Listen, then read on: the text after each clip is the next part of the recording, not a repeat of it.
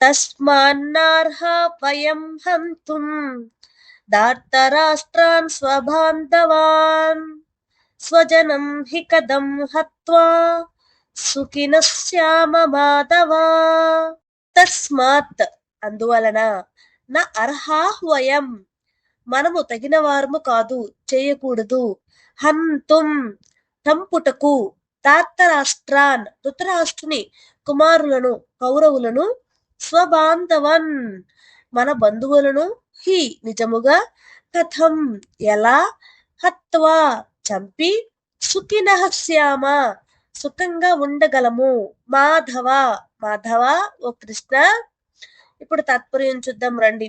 అర్జునుడు కృష్ణునితో చెప్తున్నాడు, ఓ కృష్ణ, మన బంధువులను కౌరవులను చంపడం మనకు తగదు.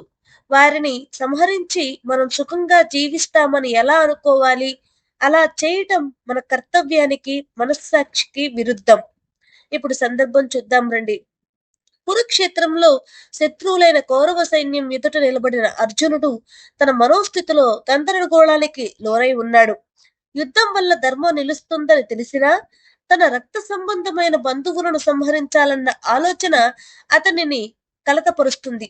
ఈ భావోద్వేగ కల్లోలం అర్జునుని ధర్మ సంకటానికి దారితీస్తుంది.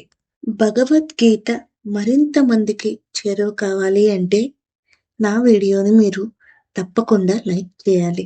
లైక్ చేసి మరింత మందికి చేరువయ్యేలా చేస్తారు అని కోరుకుంటున్నాను. ధన్యవాదాలు.